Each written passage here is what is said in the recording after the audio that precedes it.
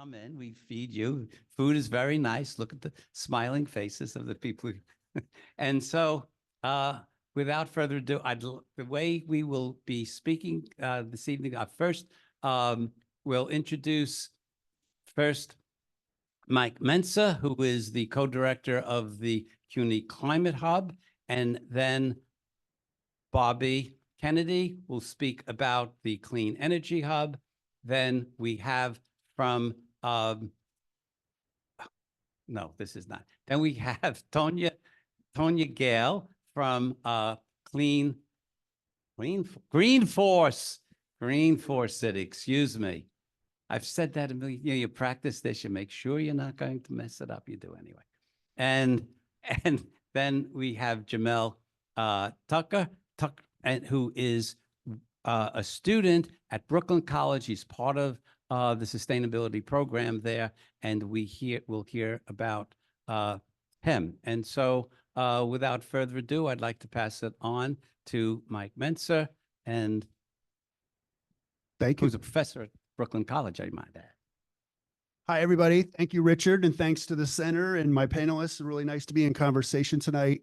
The timing is great in the sense that the challenges of climate intensify, the need for action intensifies, the need for coordination and ambition is upon us. And there's also a lot of federal money and some state money and a lot of legislation that's been passed, especially in New York State, that's trying to move us forward. So just quickly, I'm associate professor in philosophy of all things at Brooklyn College. So that justice thing is very central to what I do and think about.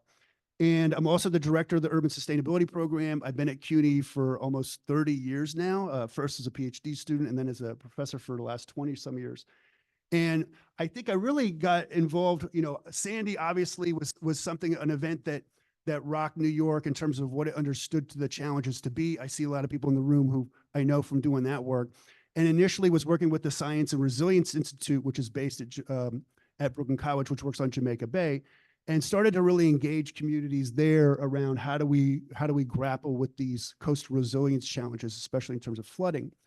And then I got more involved with energy, really because students were saying, what's going on?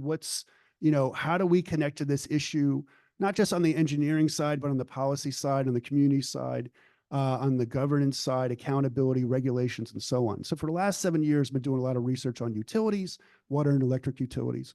And then also have had the pleasure of on and off working with various environmental justice groups in New York City since the mid-90s. And the New York City Environmental Justice Alliance, which is an alliance of 13 different members from across all 5 boroughs. And I had first met in the 1990s when I was in graduate school and really, had a big impact on how I think about this stuff. And after Sandy, we were like, we got to do something different. The challenge has gotten huge and we're still doing these very small projects, right? So how do we, CUNY's 250,000 students, it's 25 campuses, it's got all these majors and programs. And we were fortunate enough to both be linked to the Waverly Street Foundation, which had a big fund of money that was trying to partner what they call minority serving institutions, of which CUNY is a giant one, with place-based environmental justice organizations actually working with communities on the ground. And we got a 2-year pilot award to work together just this past summer. And if you could go to the next slide, please. So it was really to focus on environmental justice and climate justice. And when we talk about environmental justice, just so we're on the same page in terms of the basics of that, right? The problem with the built environment is that the positives and negatives aren't distributed in a way that's fair. And the unfairness is largely impact in terms of race, not in terms of class. A lot of times people thought, oh, it was because of income. But then when you break it down and you look at the United States, you're more likely to be in a neighborhood with toxins or with hazards based on your race, Indigenous, Black, Latino especially. And next slide. So then there's the climate justice problem, which is a new problem that's, of course, one caused primarily by the burning of fossil fuels over the last 150 years. And the situation with climate justice is that the communities who are most harmed by fossil fuel emissions and ecological degradation are the ones that cause the least damage, right? So they emit the less, they spend the less, they buy the less, but they're more subject because of their location, because of facilities that are nearby in their neighborhoods, they're impacting the most. So climate justice, so switching to that justice frame, means there's recognition and repair with respect to those harms that have occurred. There's inclusion of those communities in the current governance processes at the local government level, at the economic development level. And with respect to the future, those communities are part of the visioning process with what the future should and could look like. Next slide. So if we think about that in New York, this is a map. There's this new category in New York State called the disadvantaged communities. It's got 40 metrics that have been piled together to kind of determine what that looks like. And these are what we used to call environmental justice communities. They're facility or communities that have facilities which, because of emissions or toxins, cause a lot of environmental and public health harm.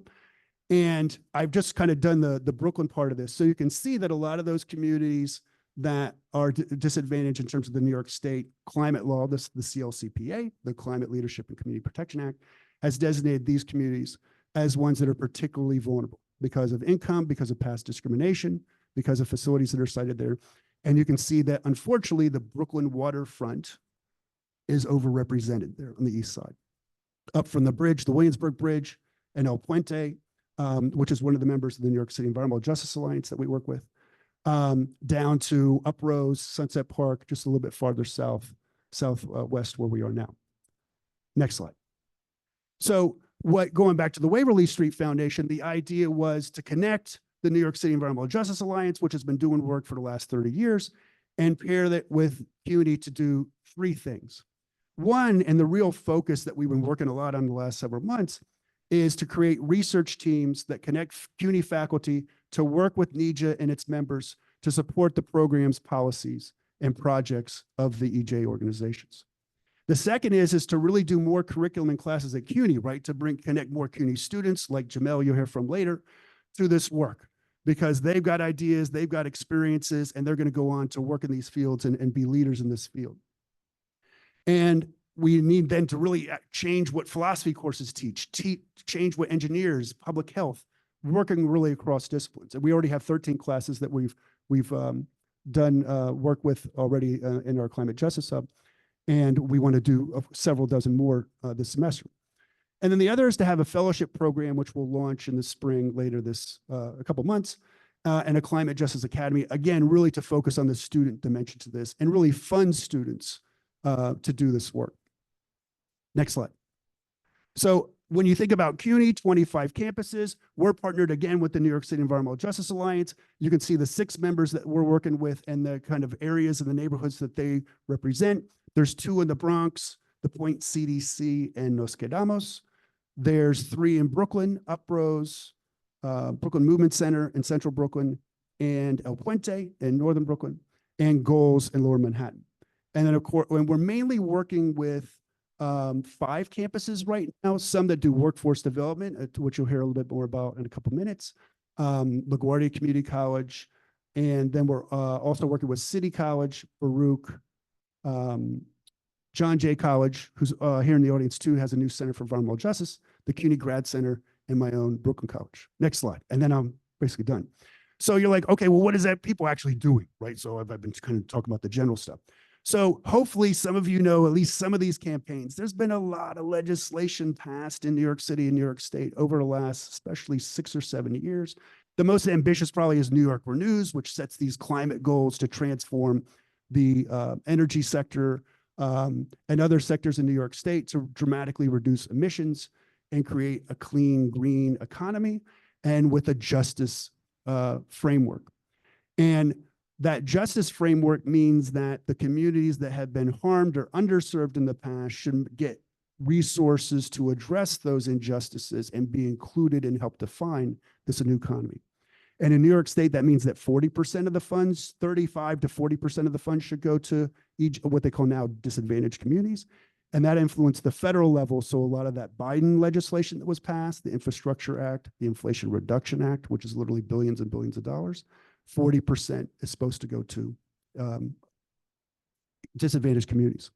So we can talk more about the content of some of this in a couple minutes, but I just want to say that, in terms of tonight, we're talking about the energy sector, electricity grid. You can't, and the next speaker knows this better than me, and so I'll turn it over to him. But when, you can't overestimate the centrality of the electricity sector, right? We plug everything in now. We didn't used to plug everything in. Now we plug everything in, and we want the transportation system to draw on it. Of course, our communication systems draw on it. So we got to really transform the electricity system, working with other entities in this to make it not just more reliable and clean, but also to do in a way that enhances justice. So I look forward to the conversation and getting that into more details on that. Thank you.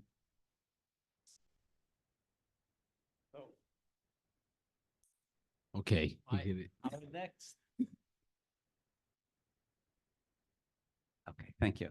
And so our next panelist to speak is Bobby Kennedy from Con Edison, and he will tell us about a new hub, a clean energy hub, and how this fits into this whole movement of clean energy, environmental justice, and making the world a better place for all of us.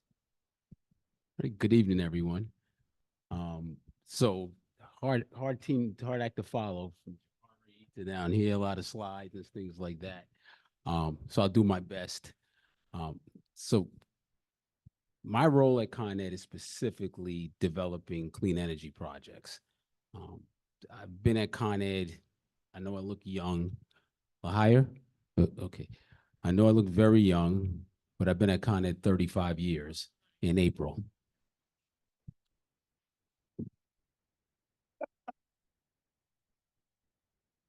I started at Con Ed when I think it was like 19, right out of the Army, out of the infantry, working in an area in the South Bronx known as Asthma Alley, just like Long Island City, area called Hell's Gate. And I remember getting off the number 6 train, and I'm originally from the Bronx. I used to have been housing projects by Yankee Stadium. Never been to that side of the Bronx. Just live in High Bridge. Didn't know what it is. But I remember the smell. I remember all the incinerators. This is when they still had old generators burning across the river in Astoria. And I remember reading the story in the Times that that area had the highest asthma rates in the country. I remember growing up in, my parents are Jamaican immigrants that came here. My father had a 6th grade education, and growing up, he taught me about energy. He learned how to build generators in a garage in Kingston. So before I came to Con Ed, I was a kid. We all had soldering irons. We'd work on stuff in house, design stuff, and then he'd send us on the train to Canal Street and say, design the circuits, go get the capacitors, everything. We're going to build a burglar alarm for the house. Or you want a swimming pool? You're going to build it. You're going to dig it. So when I went to the Army, digging was normal too, because, they call them pioneer tools. Anyway, so, but back when I came here, I wasn't here really to be at Con Ed. I wanted to finish my undergrad so I can go back to the Army and be an officer. But over the 10 years here, in my early years in the union and learning the job and learning the energy grid, I learned a lot about the communities. I worked in every borough, Westchester, and it wasn't fancy jobs. It was rotating shifts, doing your undergrad at the same time. It was really hard. But when I started managing projects was probably around 9/11. 9/11, I was a supervisor, and I was at 9/11 trying to find the transformers and some of the people I work with down there. Over the years, energy wasn't sexy, but luckily I learned a lot about it. So when we started, as of the CLCPA, went into law in 2019, and New York State has this Climate Leadership Community Protection Act, and we're one of 29 states that have renewable energy standards that are very aggressive. Con Ed, also a leader in the transition to community to green energy transition, said, we're going to build a 22nd century grid that delivers 100% clean energy by 2040. In addition to the CLCPA, the Department of Environmental Conservation enacted a nitric oxide emission standard. And what that does, and this goes back to where I worked at, Asthma Alley, Vernon Boulevard, Astoria, is that all those generators there, they emit carbon and also nitric oxide. And those emission standards says, hey, if you can't meet our standards, you have to retire those generators.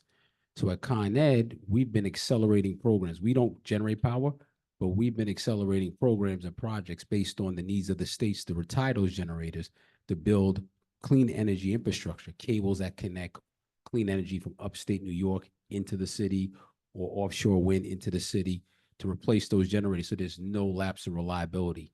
In addition to that, we're commissioning new projects to address the demand created by electrification, obviously EVs, fleets, heat pumps, things like that.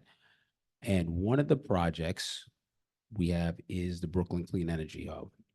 And this is probably our signature project that we're building in Vinegar Hill. And not only that we're building this project for reliability needs, it's going to be capable of accepting up to about 1.5 megawatts of power. I'm going to talk English now. About 750,000 homes. And when I say connect, it's just a fancy way of saying I'm running giant extension cords all over the city. And we have about 4 other projects like this in Brooklyn and Queens, somewhere in the area of $3 billion. This is aside from what we normally do. And with that, one of the things I spoke about when I met Richard, and I meet with Jahari, who's the head of government affairs, and I did this in Queens over the last 2.5 years when we did a project there, is I go meet with everybody, every community board, every local politician, and I want to find out, tell everybody what we're doing and find out how we could partner with you. Why? Because I'm a kid from New York, and I know what it is to grow up in the project and say your favorite scent is the asphalt that they're pouring on the ground.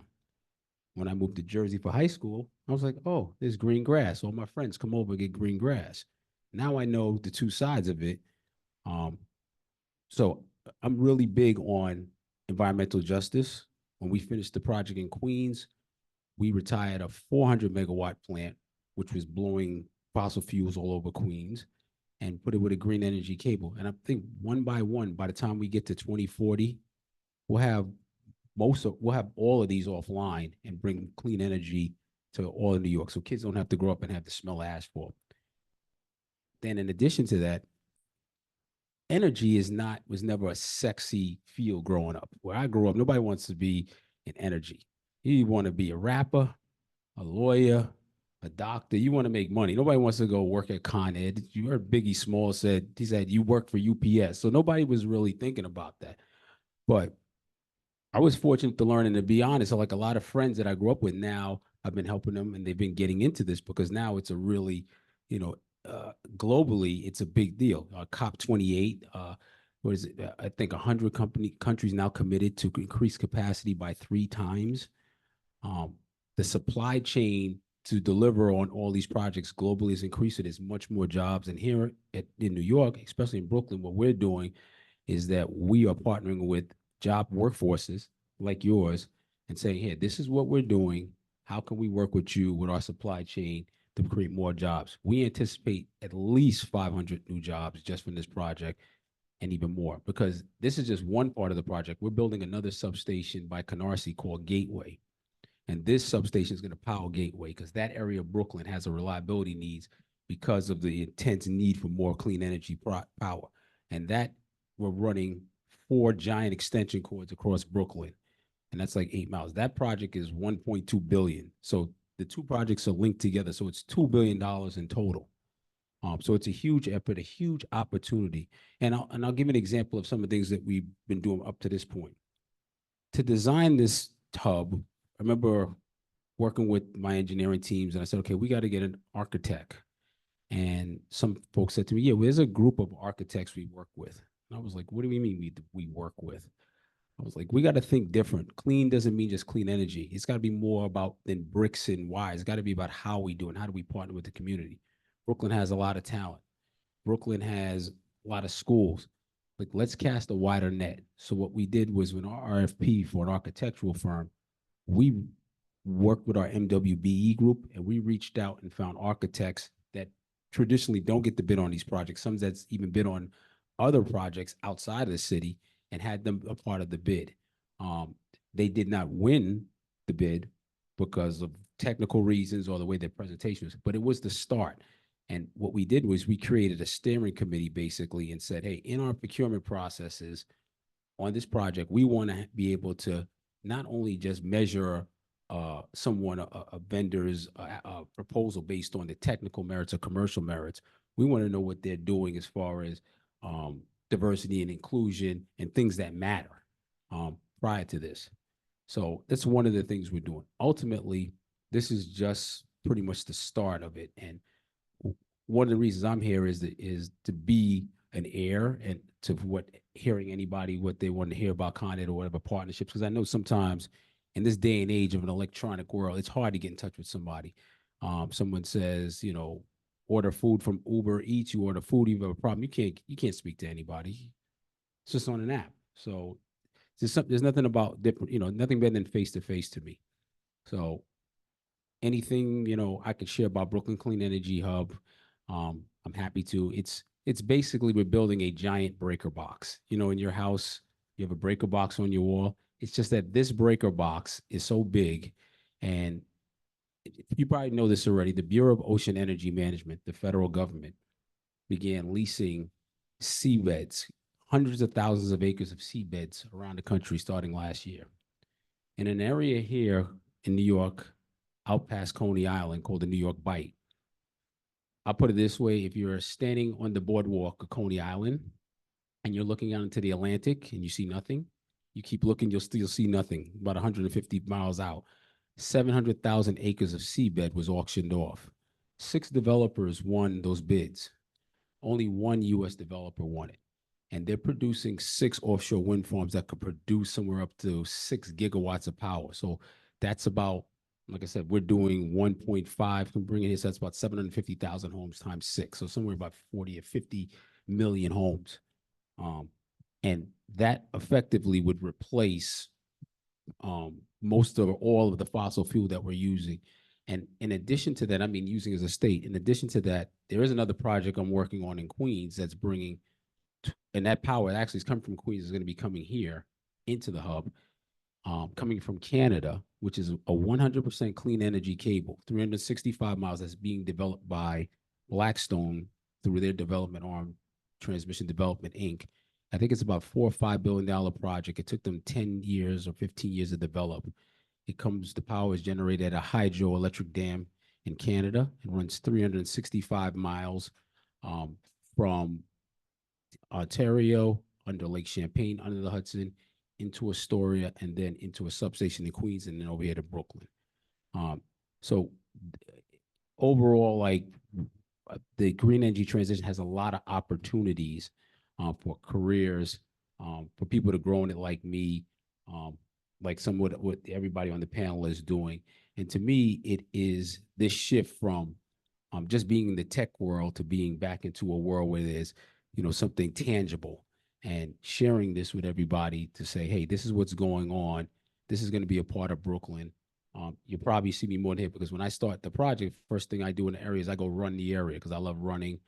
My brother lives right up the block here. We cycle Prospect Park. You know, I really get into it because I think it's very important, in that it's an opportunity that can't be missed.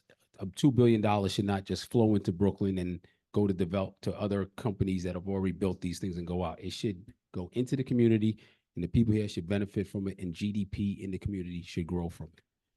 So.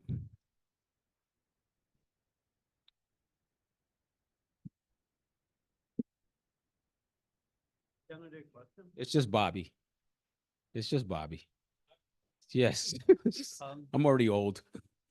We'd like to have questions afterwards, all at once, if that's okay. It's important, the numbers about megawatts in Bergen Hill, Long Island City, and somewhere else in Brooklyn. The numbers are confusing to me. I'm a layperson. 1.5 megawatts in Bergen Hill, 1,250 Long Island City, and could you be more specific about the numbers? 750,000 homes, Brooklyn Clean Energy Hub will provide clean. Well, 1.5 megawatts is about 750,000 homes. So you could do the math on a calculator if you want, but But when I read your presentation, you said 1.5 megawatts. 1.5, yeah. And the other Gigawatts. one is 1,250, or is it 1 point? 1,250 megawatts, 1,250,000 megawatts. That's a big difference, 1.5 and 1,000. 1.5 gigawatts. 1,250 megawatts and then 1,500 megawatts. Megawatt. It is megawatts, but you can, if you go, you could say megawatts or gigs, but you would say 1.5 gigs. Okay, it's think a that- measurement of Yeah, thousands. that was it. He was trying to say 1.5. Okay, so that was a good enough question to stop saying, Good, yeah. to clarify. That's Yeah, good. yeah. Okay. And if you have any other questions at a discussion, we'll do those at the end. But that was a good one. Yeah. All right. So now, now we're going to talk about how some of what we've just heard might work out in the communities. And Tonya Gayle's going to speak about that. Thank you. Okay. Hi, everybody. All right. It's great to be here with some old and new friends. I love coming to events like this because you see the overlap of all the folks in the city doing all good work from different lanes. So it's very nice to be here with you all. So I'm Tonya Gayle. I'm executive director of a nonprofit called Green City Force. We are a New York City-based nonprofit workforce training program, and we started in 2009.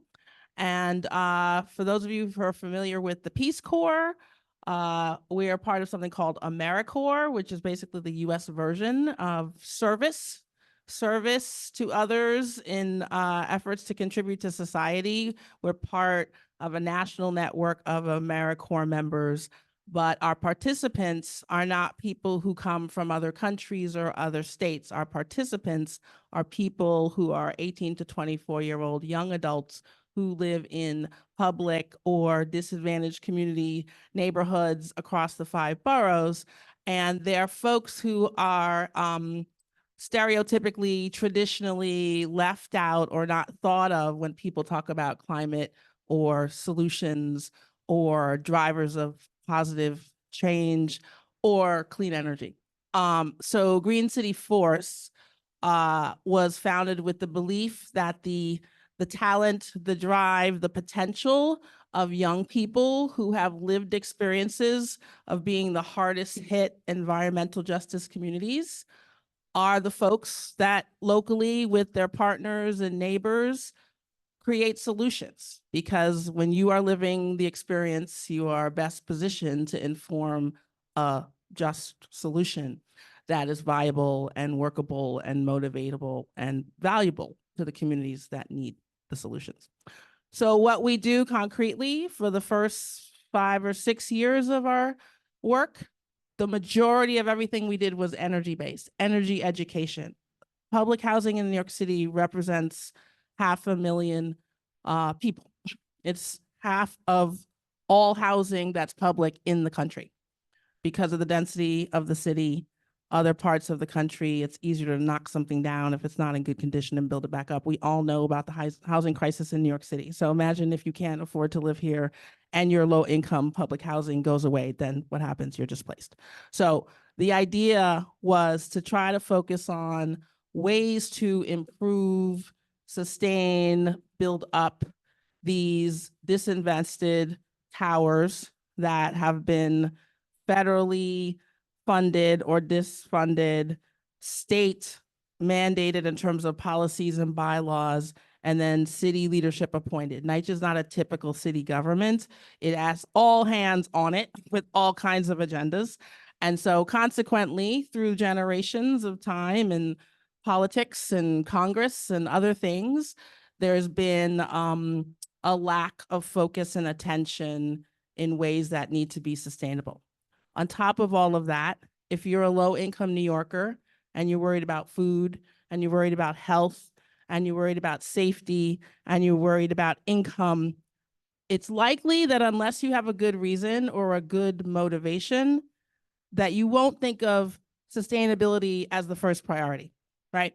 So what we do is connect the dots for young people and educate them about the historic injustices of their communities, why their asthma rates are higher, why their diabetes rates are what they are, while the exhaust trucks come through their neighborhoods and not in other neighborhoods, why the noise pollution, all the things.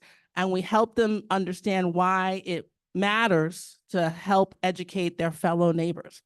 And the reason why their neighbors bother to listen is because they see a young person who's doing something positive, who seems to be getting an income, who's trying to create some change, and that motivates somebody to answer the door. And so the whole idea is credible messengers from the community, partnering with them for solutions. So for the first 5 or 6 years, that's what we did. We knocked on doors. We asked residents to reduce their energy use, to turn off their lights, to turn off their air conditioning and not leave the windows open when the heat is on, all the things. Because the pitch was about saving their homes so they would have a place to live, because the billions of dollars that NYCHA was paying on energy would ideally be put back into the preservation of the poor conditions of the housing. So this whole idea evolved over time. And while we're absolutely, I think about 65% of our graduates historically, we've got about 700 graduates, have had roles of employment in energy auditing, education, other areas. We also focus in other areas of sustainability. And we have hubs too. Everybody's got a hub. We call our hubs eco hubs. And what they are is practically physically farms, 1/2 acre to 2 acre spaces in public housing communities across the 5 boroughs.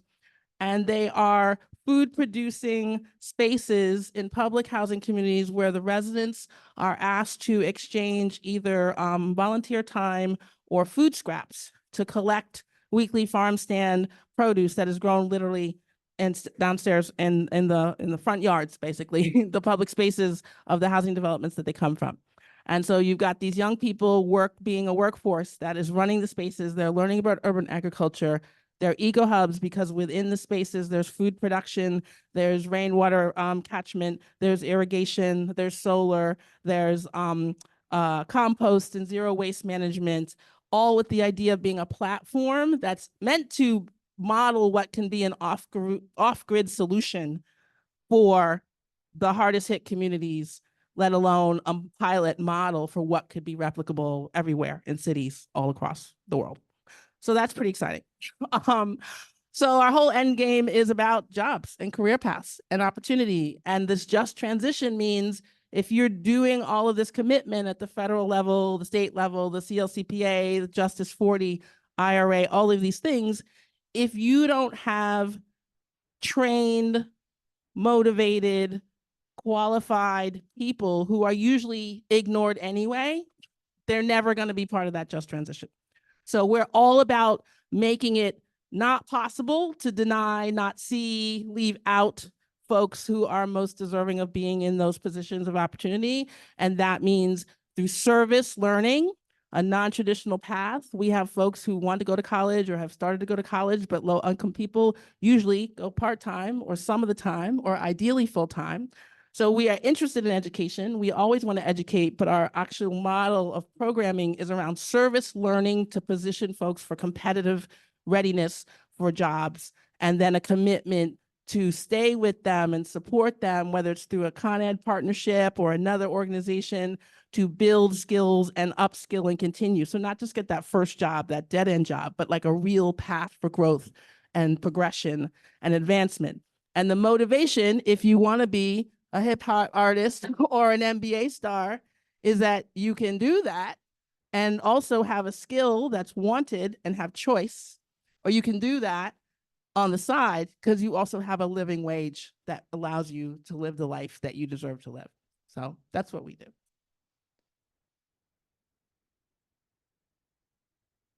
Thank you, Tonya. And now our last panelist. Tonya mentioned it's great because connections are made at places like this. And there was one, our next guest is is Jamelle Tucker from Brooklyn College's sustainability program, and he did not know about Tonya's program. Now they know about each other and each other's work. And so things like that are really great benefits to come from discussions like this. And so, Jamelle. Hello, hi. Yeah, I'm probably like the worst public speaker in the world, and I'm really nervous. So please just bear with me, y'all. But yeah, these last few semesters at Brooklyn College, learning about energy, has been real exciting. I guess because of the possibilities that come out of it. From what I've learned and what I feel now, renewable energy is power for everyone, economic power and freedom. Um, and it is really on the rise now. But unfortunately, on the opposite side of that, you have a lot of big business that are trying to kind of destroy the perception of renewable energy. So I think I'm hoping that you guys, when you leave here, you can also take this information out into the community and continue to advocate for renewables. Specifically here in New York, when you think about the offshore wind development, it has a lot of benefit for the residents here in New York throughout the entire five boroughs. Um, One of the things that I really liked when I found when offshore wind is ported onshore, it's done so with DC energy, which is like uh, not the typical type of transmission for local for residential energy. But at the same time, our train system, the MTA, operates off of DC energy. So if we were ever able to build a wind farm to kind of power the train system, we could definitely have a major economic benefit and resiliency for everybody in the community. So those are the type of things that I think that people in the community, you guys should advocate more for. Even things as far as down as wind turbines for home energy production, because it can still provide benefits as far as like OREX, which is like economic benefits for the entire globe. Um, and also community gardens, community solar gardens are really on the rise now as well. Um, Traditionally, people have always had solar panels on their homes, but now they're doing in a way where you can kind of have a solar garden or a solar system on a large plot of land, and people can kind of in a way rent certain solar panels, and whatever their rental is paying for, it will offset their energy consumption. So you have to think of like people who might be living in NYCHA homes, or who may not have the roof space, or may not have the access to kind of the solar window, who can also receive these benefits of community solar. But on the opposite end of that, it's a lot of roadblocks to kind of for those community solar gardens and renewable energies developers to kind of connect into the grid because of the legal hurdles that they have to overcome. I think I just read an article. It was based in upstate New York, and you had a electric co-op who was trying to tie into the grid, and not the developer, but the energy company who was over the grid was charging them an absorbent amount to connect, about $20 million, which is absurd. But we don't have the federal policy to kind of mandate this kind of stuff. So I think it's very important that we kind of start researching ourselves and start looking to kind of get that done on the federal end, so we can kind of advance our society and be more resilient and have the sustainability that we're looking to achieve. Yeah, I think that's pretty much all I would have to say. I've enjoyed my time at Brooklyn College, and I thank you guys for having me here. Oh yeah, I'm a senior. Yeah. Thank you, Jamelle. Thank you, all of you. And I will open it up for questions in just a moment, but I'm wondering, do any of the panelists have questions for each other before we begin? Opening it up to the audience and to those people on Zoom. People on Zoom, if you want to ask a question, please enter through the Q&A function, and we will get your question addressed. So I'm inspired by everybody on the panel. because, I mean, from start to finish, just breadth of knowledge of what you know about the industry and what you're doing for impact, and then really by your story, because your story kind of relates to me, because I look at you and say, well, I'm listening to you and I'm like, I guess 10 years from now, he's going to have my job. Yeah. That's what I thought about. Yeah. So I guess, you know, what inspired you all to be a part of the green energy transition? I mean, specifically because, again, like where I sit, I always thought about it as it was never anything sexy, but it's how I grew up and it's what I knew. And now it's sexy. So it's kind of like my family business, even though we didn't have our own business. It was just like, this is what I do. So I was a nerd. So to me, it's like, what really inspired the rest of you all to be a part of this? Yeah, no, thanks for the question, Bobby. I think, you know, it's both the injustice of this current situation and the immense possibilities for where we could get to, you know, and, you know, just to connect it back to the project that you're working on, you know, this Brooklyn Green Energy Hub, you know, it's bringing in renewable energy and it's also helping to enhance the reliability of the grid. And, you know, coming back to the Brooklyn context, and you alluded to this, you know, a lot of the strain that is felt by the grid in Brooklyn is most negatively experienced, especially by Black neighborhoods from Canarsie flatlands going along Flatbush Avenue up to the park. And that's because it's the oldest part of the grid. There's also different kinds of demands on that grid. So how do we make sure that these new projects are actually addressing the injustices of the present system, which are considerable? So there are those environmental racist injustices, of which, of course, there are many in the present we're in. And then also there's the broader climate injustice, right? Of the emissions, we're still so low in New York State. You look at other countries, we were talking about Spain earlier, about half of their grid is renewable energy through the course of the year. You know, the United States is still in the low 20s, you know, going towards 30. The city's still very low, but we're about to bring on big projects, which are going to vastly, you know, from the hydro from Quebec as well as the offshore wind. We're still very low on the solar. There's difficulties around interconnecting, especially in the neighborhoods, you know, that I was mentioning, because the grid just can't take the additional kilowatt demands and low megawatt demands to be interconnected. So that's what inspired me, you know, and it was students pushing me too, you know what I mean? Like, that's professors, right? Half of what we do is because students made us do it. The other half, you know, we will talk about.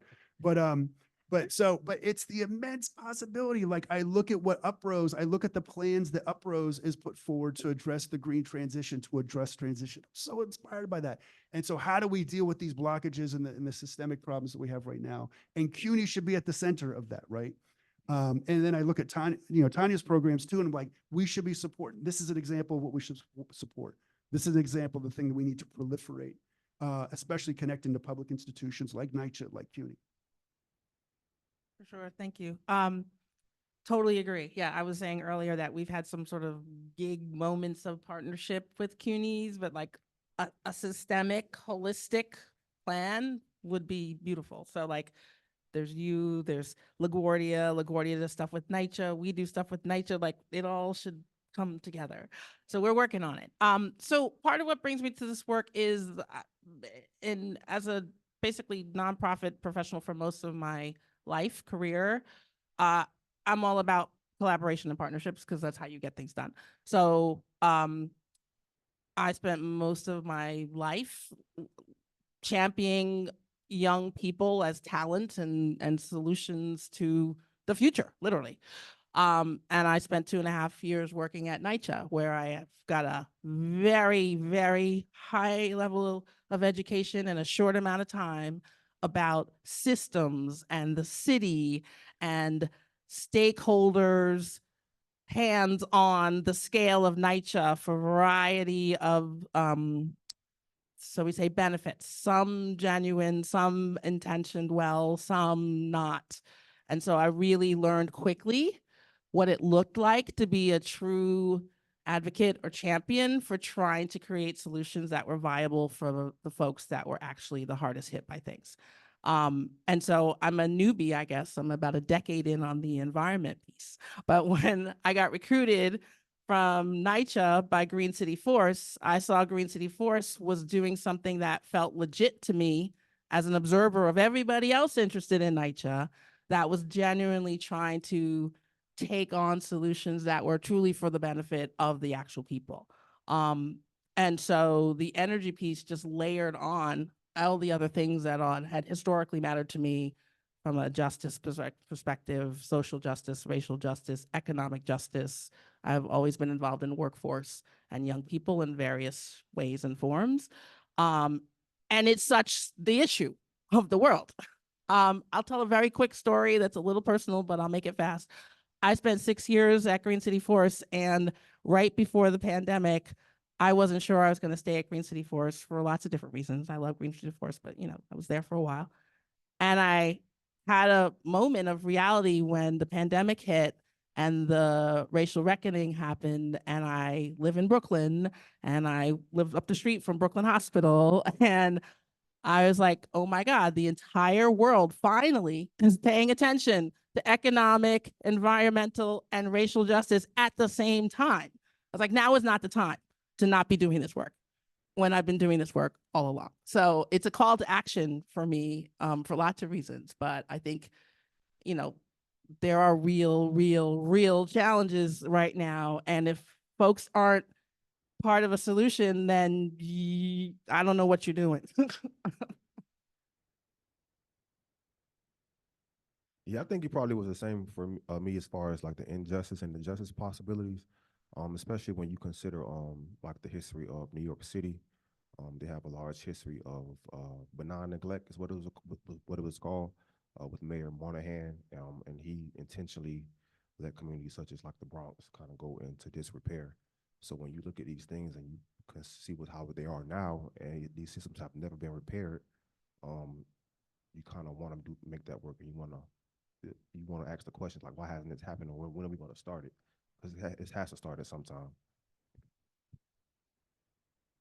So very inspiring. That's what I wanted. Oh, because to me, like for me, where I sit, I know that what it did for my life. Like when I came back from the Army, I only had my high school education and started learning this and working in energy, working for this firm.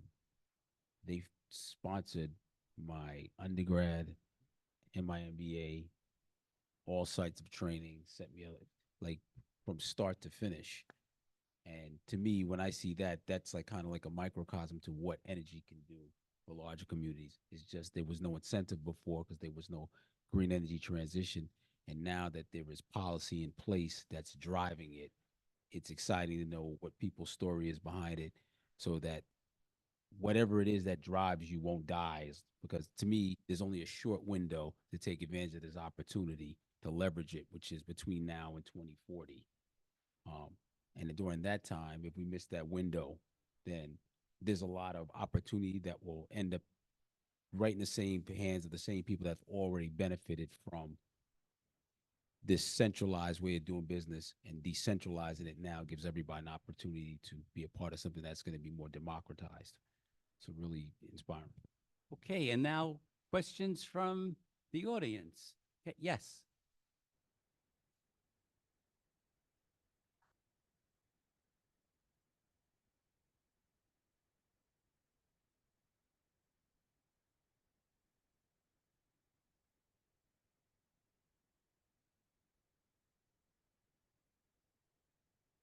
I am from the Caribbean, where we had more grass than asphalt. Barbados. My parents are from St. Vincent. Due to COVID, started doing a lot of cleanup work in my beloved Canarsie. I want to first thank you for this forum. It's dear to me. The Canarsie Merchants Association was birthed out of, and a lot of our partnerships were birthed out of COVID. And as I started by saying, I need to learn and connect the dots. On MLK Day, one of the coldest day of the year, of the month so far this year, we had a cleanup, and Tony, am I pronouncing? Tonya, I'm sorry. I met one of your core members, we were on Rockaway Parkway near Schneck, planting daffodil bulbs because one of our pillars is the environment. And as many in this room recognize, we have some challenges in Canarsie. And so we're committed to ensuring that a lot of our commercial areas are green and clean. Green from a mental health perspective, clean because we cannot afford living in an environment where we're prone to flooding, to have streets with garbage that go into our sewer systems. So you already, I'm beginning to paint a picture. Thank you. I know Con Edison because of the Brooklyn Chamber. I've been searching, you know, asking about green jobs for the community. We are only a year old, but there are opportunities that I'm searching for our local merchants to get into this arena. And lastly, of course, collaboration is what will help me to drive change. That's a part of our mission. We're building back better. I want to also note that for the past 2 years, we've been hosting what we call a Wellness Wednesday in front of Capital One Bank. We don't have our own space. We're just really starting. And what we've noticed is the heat index, right? Because we don't have a lot of trees. We have an enormous amount of challenges that we face there. And it's apparent. Noise pollution we have because we're at the end of the L line. In addition to that, because we don't have a lot of trees along there, I'm not sure if it's from an infrastructure standpoint when it comes to Con Edison there, but we're working with DOT to get more trees. And so from noise, from the heat index, I've checked our asthma rates, not as high as the Bronx, but there's work that we need to do. So my name is Noreen Madas. I'm so fortunate to be here. I can't wait to learn more, collaborate. And I do want to thank you, Con Edison, for the work that you've been doing, and I look forward to doing more. Yes.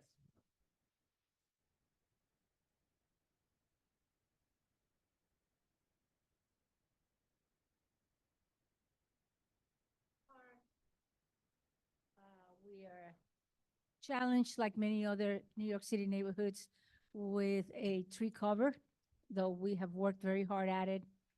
Somebody comes, I don't know, you wake up in the morning and a tree is chopped down, and nobody takes responsibility for it, which is the mystery to me. However, in the many years that I've been in Sunset Park, since 1964,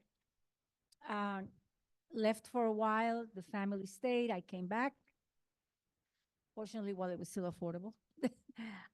And what I think I noticed very early on was the lack of engagement with our junior high school 2 blocks down from me.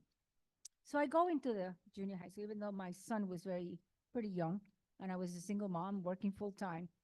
And I said, so what do you do here? Because what I see from my windows, my windows face Sunset Park, the park, was that come 2:30, 2:35, all these kids are running around in the park unsupervised, getting into trouble. And that should not be, period, end. And so the school was out in La La Land. Oh, there's nothing we can do. There's no money. Of course, there's always something you can do, and there's always money if you go looking for it.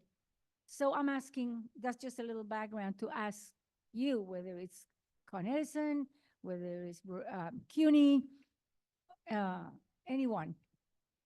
What are your organizations doing to hook on middle schoolers that should all be doing woodwork like we used to do in the olden days, in the days of the dinosaurs, where everybody learn how to make something, connect the hands with the mind. You learn how to sew, you learn how to do laundry in junior high school. Eunice High Schools had laundry rooms, had kitchens.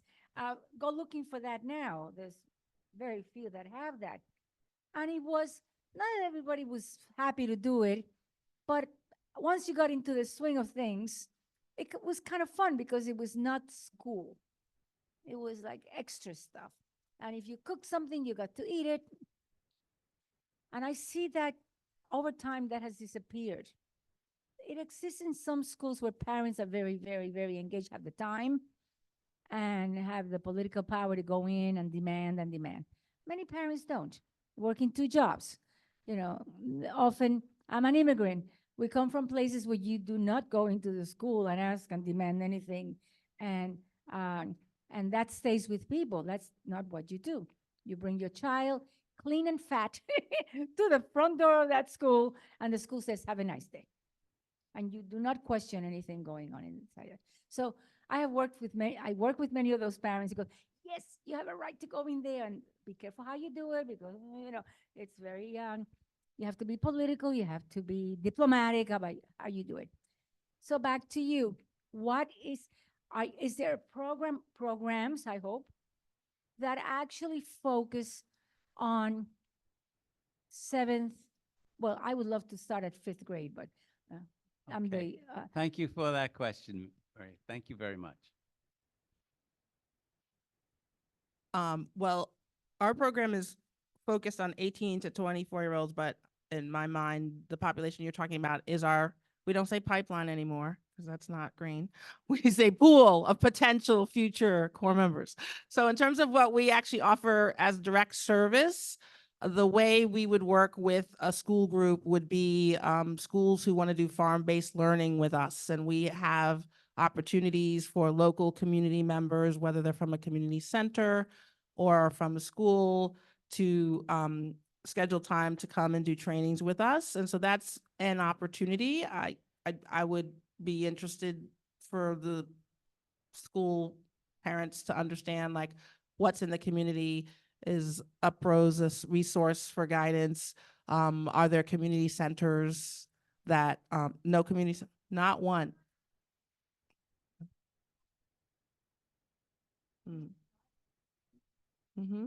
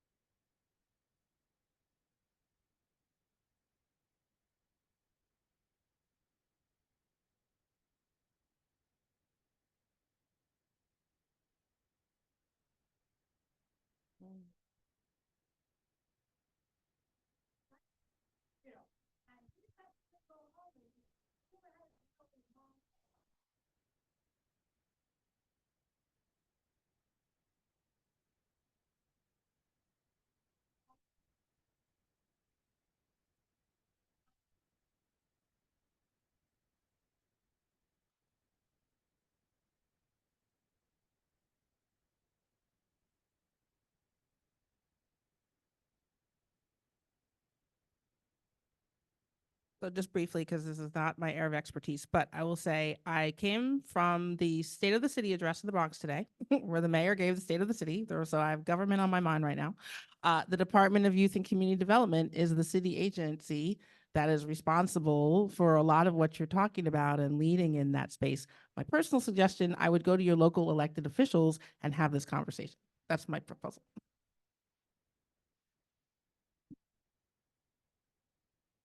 Okay. Thank you. Yes, all right. Yes, we just want to get to some of these questions about energy and stuff. Can I have a gentleman back there, please? No, you do actually for the Zoom. Got you. Hey, everybody. So my name is Pedro Soto. I work for the Small Business Development Center. If you don't know what it is a federal resource that comes at no cost that is located currently at 20 CUNY campuses. We used to be located at City Tech, but City Tech didn't enjoy the program.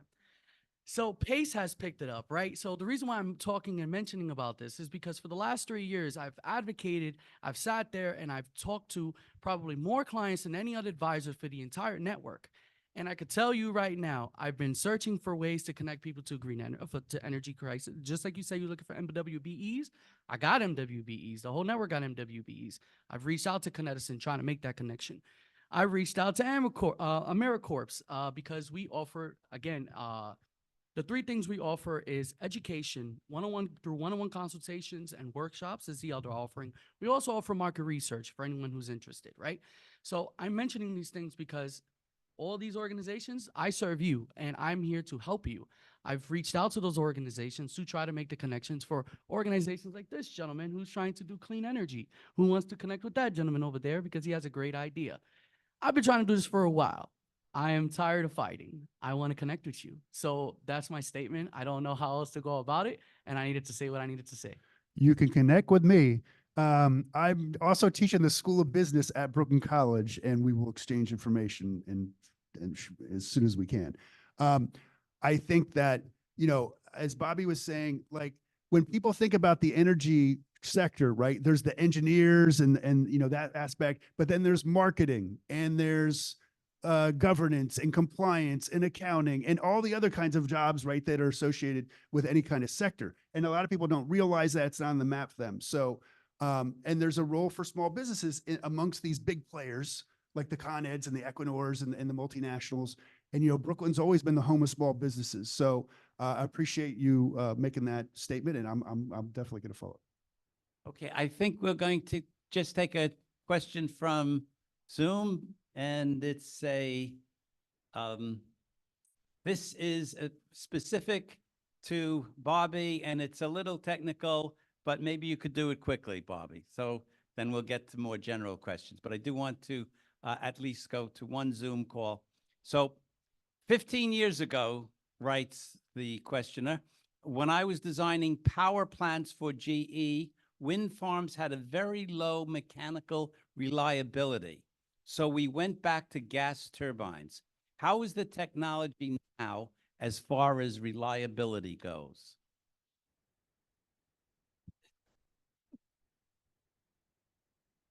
So I can only speak for myself because Con Ed doesn't generate power or build wind farms. We build transmission infrastructure. But I can say that from a wind turbine perspective, just like a car, the technology has advanced. But what's really driving the green energy transition is solar.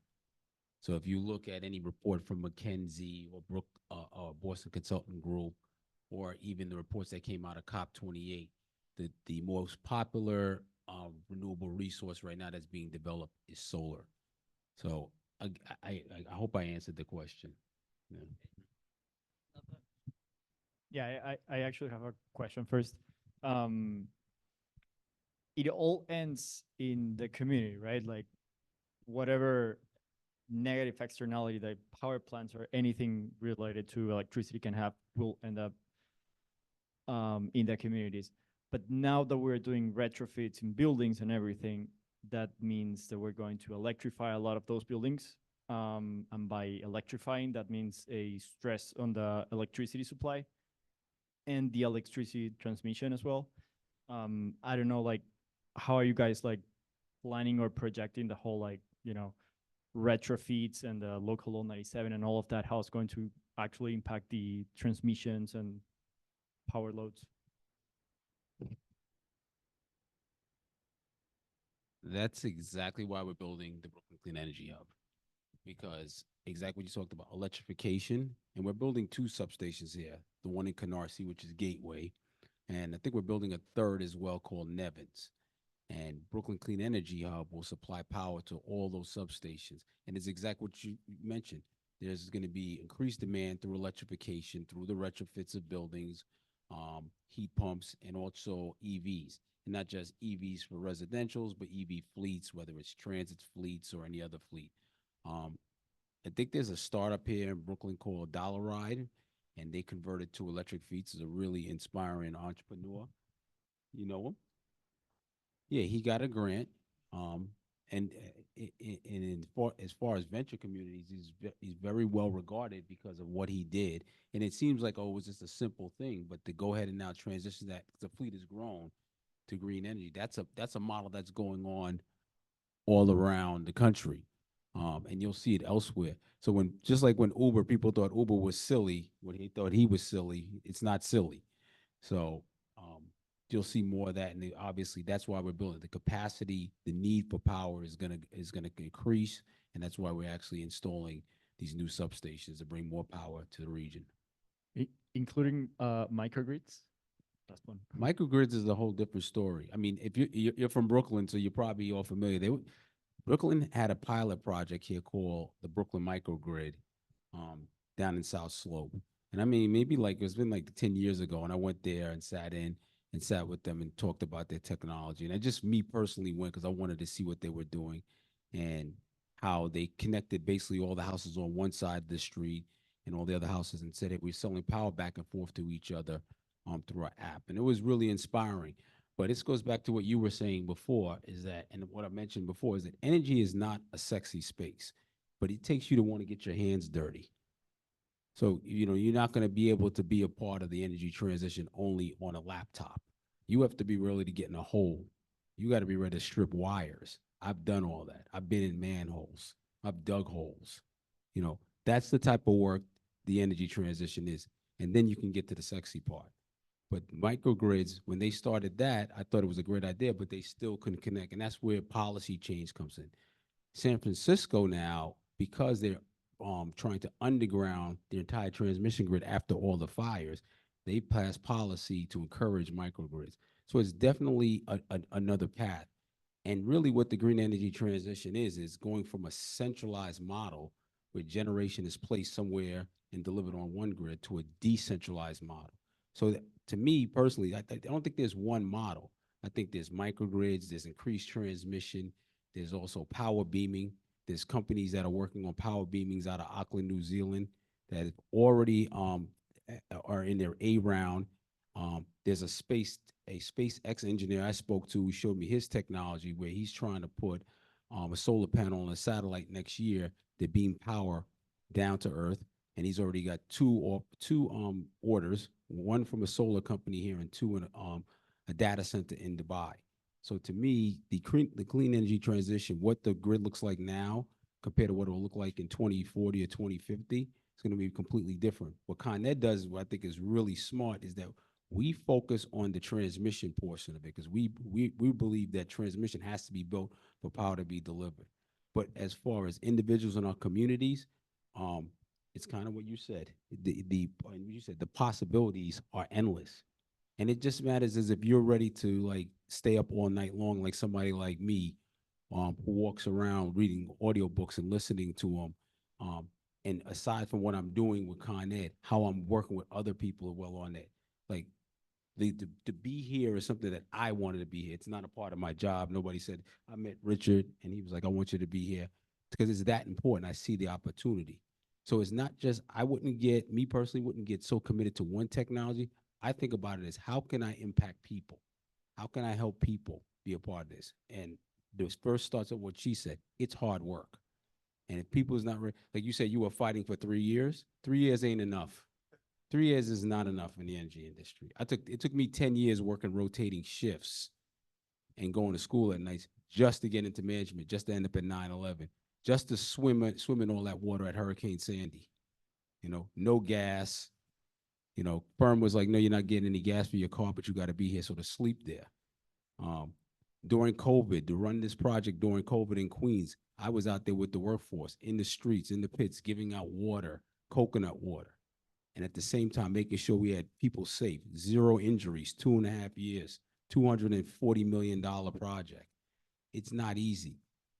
MWBEs, I got to connect for you to do that. But just remember, it's not a fight, it's a partnership.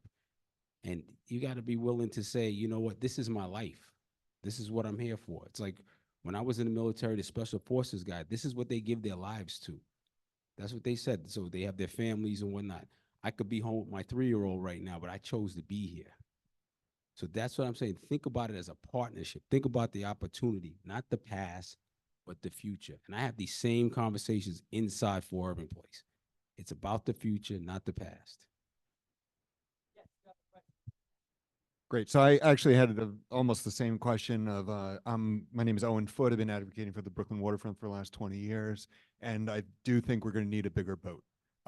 The idea of having proper supply, it's great that you've got the, source, but you can't bring it to Brownsville, which is a power-starved neighborhood, until somebody actually sends in a load letter.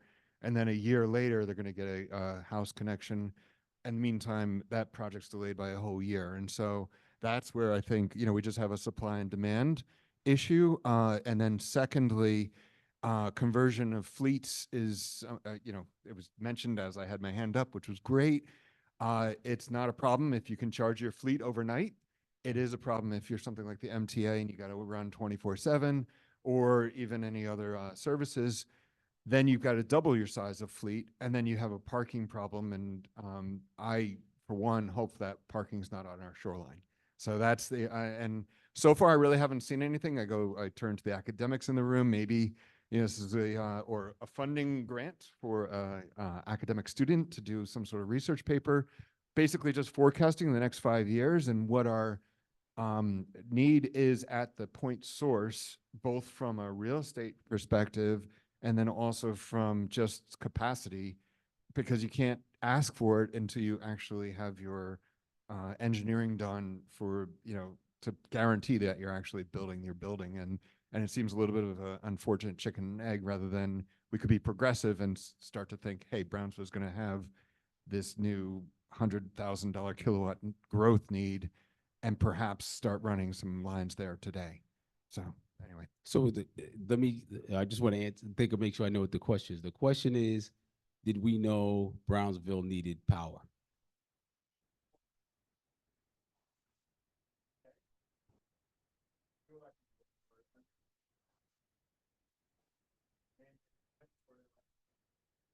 So we have a group.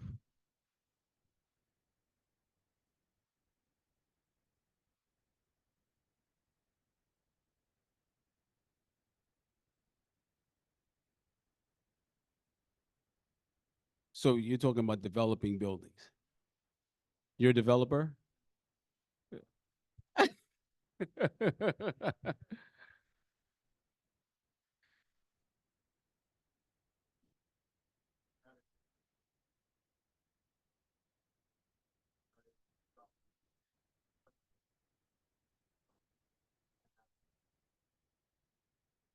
So you're saying the actual distribution power line to where you're trying to build doesn't exist?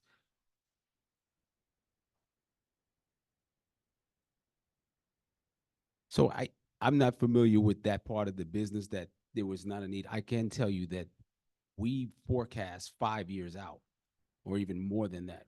And that's how, like, when you mentioned Brownsville, I was like, how does he know that? Because we know that Brownsville is an overloaded network. That's why we're building the Gateway substation, the deload, the Brownsville network. So we're creating a whole new network there. And that's that's really the main primary value of the Brooklyn Clean Energy Hub. It's a two-value facility. One is the bringing all the offshore wind. We originally wanted to be able to accept 9,000 megawatts. The Public Service Commission said, no, take 200 million off. So right now we can accommodate up to 1,500 megawatts. Good? Get that one right? Good? Okay. So I want to make sure we're good. Okay.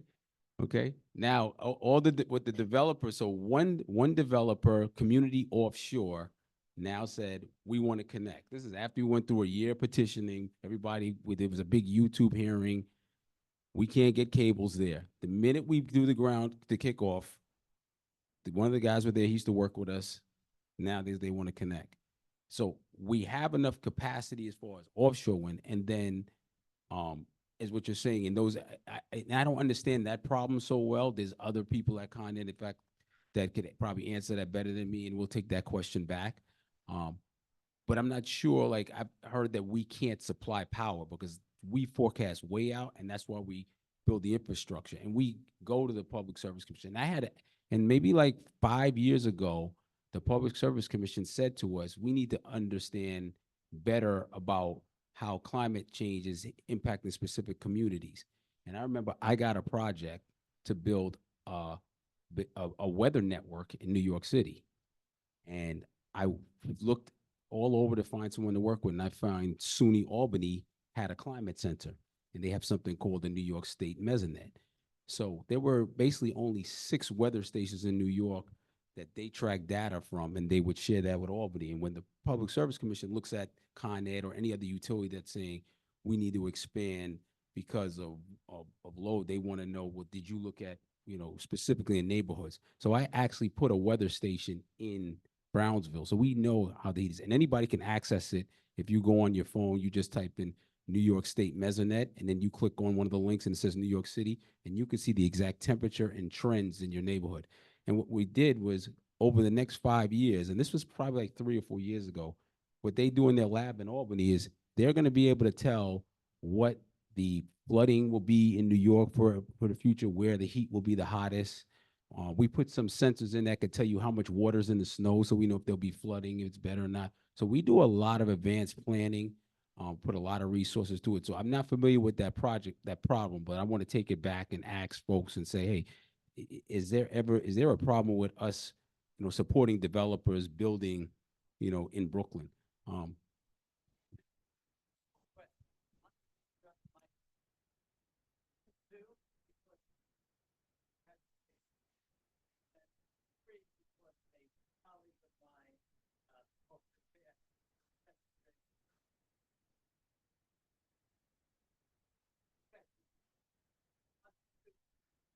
Thank you. So I have 2 quick questions, one for Bobby and one for Mike. Bobby, so scenario. So my name is Alani Unetz. I work at Green City Forests doing sectoral business development, finding green opportunities for the young people that are going through our program. So scenario, I'm a 23-year-old living in Brooklyn. I work in retail, but I hear about the Brooklyn Clean Energy Hub. I hear about the Gateway Project. How do I transition to working in a job at one of those 400, 500 jobs? What does that look like? So that's my question for you. And then for Mike, what kind of research can we expect to come out of the hub? Are there projects that we should be excited about that, you know, need young researchers? Would love to hear about that. So the easiest answer to that is that, and I don't want to sound like I'm being short or anything, is that we've been on a hiring spree to support all of these new projects. And I've even helped friends, and typically you just go on to coned.com and apply for what's called genuine utility worker. And the process, it took him about 6 months, and he lives in Brooklyn, to go through the test. Well, he failed the test the first time and he was upset, but you take a best, like reading and stuff like that. And then after that, you have several interviews. And then if you pass all of that, they place you in a particular group. And he's actually working in Greenwood right now in the substation. And he lives in Brownsville. So that is the easiest path if somebody wants to get in. Because like I said, the beauty of this is that the expectation is not that you know energy. The expectation is that you would come in and build a career here. And Con Ed trains you from the ground up. When I came to Con Ed, I had a background in it, but I'm not an engineer. I work with a lot of engineers. But while I was here, I got all that training. We have a facility in Long Island City called the Learning Center, and that's all we do. Formal training is like going to college. There's so much training. Sometimes I say, you know, and it's online as well. I'm like, if I did something wrong, they send you there for a week. I'm like, what did I do wrong? So that is the easiest way. Now, if someone wants to be an entrepreneur or work with let's say a solar panel installer, that's one of the opportunities we're saying here is like, we need to partner together and discuss that, because our supply chain, what we do is when we send out requests for proposals, we work with a list of approved vendors, and we come up with basically a set of criteria. They go through a training as well, and we need to say, you need to have this many MWBEs a part of your contract or your proposals, or workers from workforce, things like that. And the company is working towards that. It's just, that's why I'm here too, as well, as to say, hey, let's talk and build those relationships. When you spoke about MWBs and you contacted Con Ed, my thought was, did you speak to Michael Jones Bay? Right. Michael Jones Bay, I met Michael Jones Bay in 2008 when the company, the CEO of the company, eventual CEO company, John McAvoy, said to me, I want you to meet somebody we hired from Albany. And this is during a work stoppage. And I remember we worked for 6 weeks and he did MWB for the whole state. I didn't know anything about it. And he's been with Con Ed, and this is exactly what he does. I spoke with him yesterday, and we're just constantly looking for MWBs. And Jahar can tell you,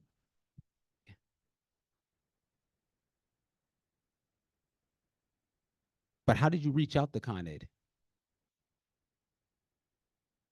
No, but I'm just asking specific. How did you reach out?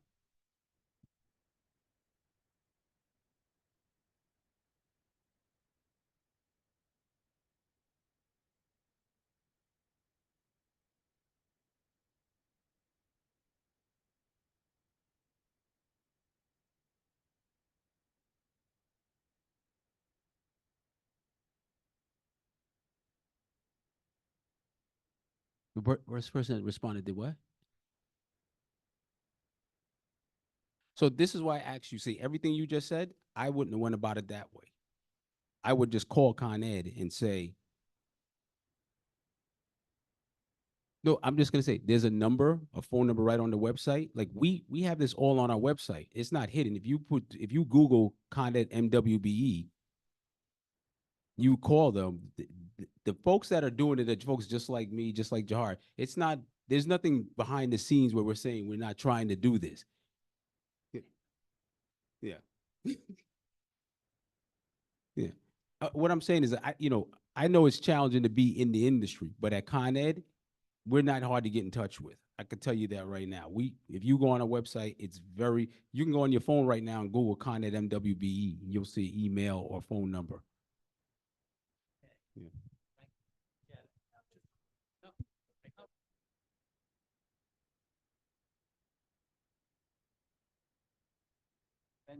Then you, sir, and I- then my colleague. I will be succinct. Thank you for the question. Oh, Jahari has something. She'll have the last word, but she had the first word. Okay. So on the kind of research that we're doing, one research team that's already completed did work over the summer and into the early fall on how does vegetation help with reducing extreme heat? We've got the question from Canarsie. I know exactly where that block she's referring to, as does Jill, I know.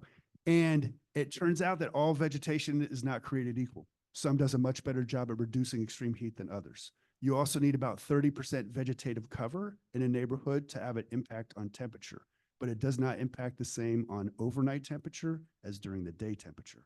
And during heat waves, it's overnight, especially in neighborhoods that don't have AC, that really have the negative public health impact. Other research teams that they're all meeting tonight in Midtown, truck electrification project in the South Bronx, a resilience hub that's being created and developing curriculum to reach out to the community so they understand more of this stuff, also developed in the Bronx. Trying to work against real estate speculation in Sunset Park as they try to develop a democratic, environmentally just green port in there. How do you combat that and gentrification? And then a lot of public health research that interconnects with environmental climate justice, both on the Lower East Side with goals and in Brooklyn Movement Center in Central Brooklyn are examples of, and yes, we plug students, we're plugging students in classes wherever we can. Hey, thank you. Yes, sir. Yeah, hi, Mr. Kennedy. I have two questions for you. I live in Vinegar Hill, and I've seen the rendering of the substation, and there's a huge platform next to the substation. Why do you build that large platform? I don't know if you can see it in front of you, but okay, I'm sorry. Yeah, on the water, along the water, there's a very large flat. Yeah, well, there's a rendering of your new substation. Yeah, right.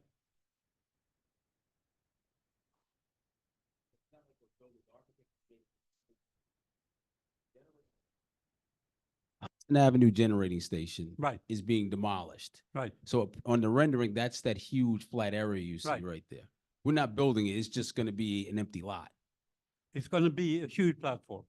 No, No. it's, I think what you're referring to is the side that's closer to the DEP, right? Because Brooklyn Energy, the East River is Right. actually north. Yep, So that's east. So I think you're saying to the east of it, right? It looks like a big flat platform. yeah, That's actually, if you're in Vinegar Hill, the stacks that you see there now for the Hudson Avenue generating station, if you know, demolishing that building. okay, So That I that know. whole, so it's just it's basically an open lot. okay, So next to the United Nations, we used to have a generating station called Waterside. If you go up there, you see that open lot right there. That's where that generate, the same things what you're seeing in the rendering. When that building comes down, this is an open lot. So is it going to be used for something? I'm using it for a staging area. So one of the things that when we met with the residents, I learned was that we've been trucking everything into the neighborhood and it's been like chaos. And I guess somewhere, some of the previous projects, it was said that, we can't use the dock because the dock is not strong. So I had the dock, and first thing, I wasn't going to use the dock anyway. I don't need to use the dock because I know I use bridge cranes, but I had the dock inspected and I had an MWBE inspect the dock because I got an MWBE on the list like 5 years ago, who is a Bronx science guy I know. That area right there, what I'm going to do is all the equipment that's coming in, these like the transformers, they're massive. They come from Europe. They'll come to Port Newark and they'll come on a bridge of a barge that has a crane barge crane, and from Weeks Marino, another one named Don John, they'll come over and they'll take them off and they'll put them on something called a go hopper. Looks like a caterpillar, and they'll just put it in that area. And we'll be working in that area preparing the transformers. All the switchgear, aka the giant breaker boxes, they're coming from Switzerland. Same thing. They'll come into Port Newark, and instead of bringing them on the streets, just barge them over, bring them off a bargeway, put them on the go hopper, and stage everything there. Some of the other equipment, we are using our 59th Street generating station, which is an old generating station, but has a huge floor. We're going to use that to stage all the equipment there. Make sure, there's a lot of software involved with that. And then again, bring it over on barges and use that area there just to stage it and then bring it into the hub. So the plan is right now is we're starting major construction in March. We started like excavation and things like that, but the major construction to build out what's called the basement. The basement is where all the cables come in. This basement is 18 feet deep. Okay, it's huge, and and just the coordination of all the cables coming from certain directions into the hub, and dealing with the issue of water intrusion from the river. So we have to build something like almost like a bathtub, like they build after 9/11, to keep the water coming. So we're working on that, coming up, understanding how that would impact the community, whether it be vibrations or not, and then we'll sit down with the community and talk about that. But that big piece of land there that's open, it's going to be a huge asset because we won't have to be trucking in everything anymore with small things. Thank you. I have a second, very simple question. Why do you not buy more hydroelectric power from Canada? Yeah, Because it is very cheap and it's plenty of it. Why don't you buy more? we don't buy power. The power comes, the NYSO, the New York Independent System Operator, they actually buy power. They're the ones who buy power and provide power. We just transmit power. That's why when you get your bill, you'll see there's two sides of the bill. There's the generating side of the bill and the distribution side. We are the distribution side. Okay, but I'm a layperson. I mean, we don't generate. I'm a layperson. Why don't you have more gigawatt coming from Canada? We do. In fact, we've always had power come from Canada, but the Champlain Hudson Express is a prime example. 1,250 megawatts of power, 100% clean, one single cable coming down from Canada into Astoria through a New York Power Authority substation. So they'll come in DC, a DC converter station will be there, convert the power to AC, go into what's called the Astoria Annex, which is owned by NYPA. Then they have a cable they're going to run into our Rainey substation. That'll bring 1,250 megawatts into Rainey. And then there's 3 cables that come from Long Island City into the Farragut substation. up the block somewhere around Wegmans, I'm going to intercept those cables. I'm going to cut them in half, and they'll come right into the hub.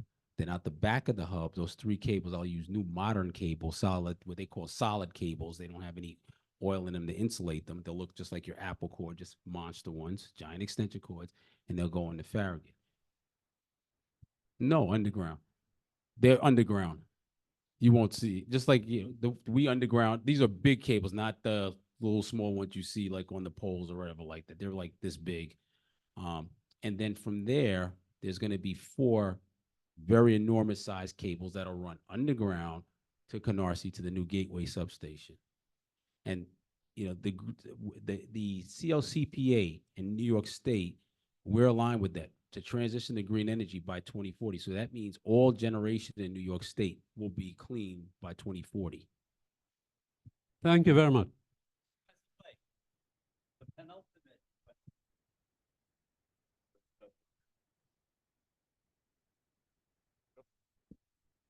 Bobby, I have a question for you and one for Mike. The question is, how may City Tech become part of this clean energy hub initiative that Con Ed has?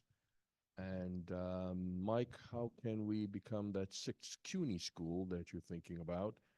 And finally, to let you know, Bobby, that we have experts right here at City Tech in urban climate, and so you don't have to go to SUNY. We're right here at CUNY, so we should talk about how we can do that, because we've been doing this now for the last 10, 15 years. So. Correct. We're experts at urban heat island effect. We use satellite remote sensing to study urban heat island in places like Bedford-Stuyvesant. So we have a whole host of expertise here that you should be tapping into. I put a weather station in Bedford-Stuyvesant as well. Yeah. Yeah. So, But can I ask you a question? Sure.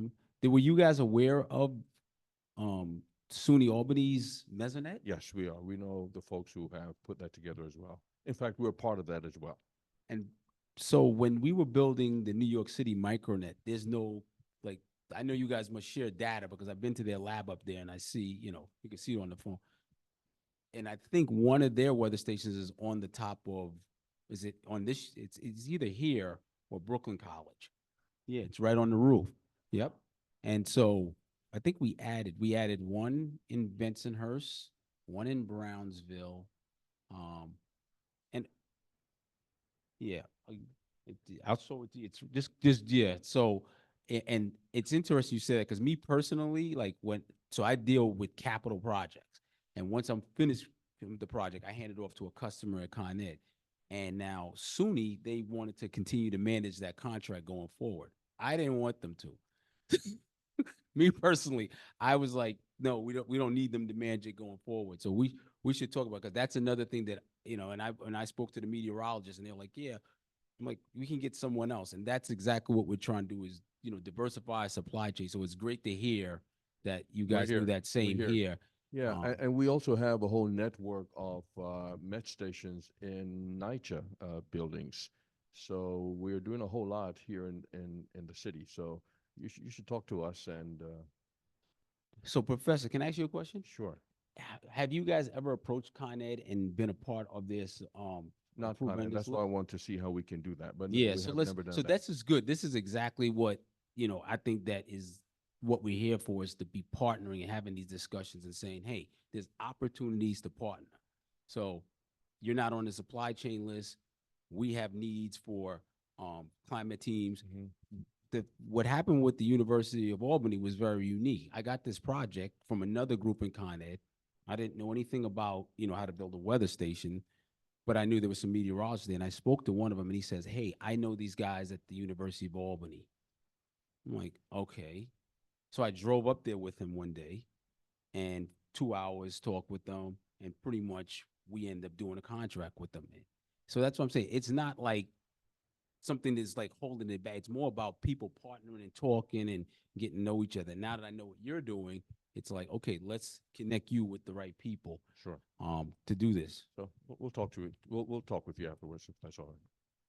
By the way, this is one of the great things why I like to do BWRC events, to get these sort of things happening. Yes, and Professor Blake, great to see you. Now that we have our team of about 20 people, grad students, faculty, and staff, we would be delighted to come to New York to City Tech to do a presentation to see how classes can connect, faculty connect, and also student fellowships, maybe in February, March, let things settle down. I got John Jay's in the house, Professor Hoagland, Professor Calderaro. And so we're really trying to build out across the CUNY system. There's a lot of expertise here and great students. We'd love to connect. Okay, and Jahari for the ultimate question now. Okay, so I just want to say thank you to our panelists, thank you to Professor Hanley, and thank you to all of our guests. I did want to address your question around community engagement. We stand in solidarity with leaders and community organizations throughout the borough through our strategic partnership grant-making program. So we do have a lot of programs that we do support in Sunset Park. I'd be happy to speak with you after the program to talk about some of those programs that engage youth, because I see that there's very passionate about that, what you should be. The other thing is, I think I forgot my thoughts. So I'm just going to turn it over to Professor Hanley, but thank you, everyone. Thank you so much. Okay. Oh, the other thing Oh, was go ahead. MWBE. Juliette Lewis is my colleague here. She's on the Brooklyn Corporate Affairs team, and she's the co-chair of the MWBE committee for the Brooklyn Chamber of Commerce, and she can help you navigate any questions. Thank you. Okay, so thank you all for your patience and for sticking with us to the very end. If you still have any more energy or need a little boost of energy going home, we still have the refreshments outside. Help yourself, maybe have a few more questions for anybody you can buttonhole on the way out. But in any case, thank you very much for coming. Thank you, Brooklyn. I'm sorry. Thank you, Con. The first I ever got was Brooklyn Union Guy. I didn't say that. I used to go to St. Francis College right around here, and they had a Brooklyn Union Gas Company. It was where I actually had a building where we had the college. But Con Edison, thank you very much for your support of this series. Hope to see you all the next time.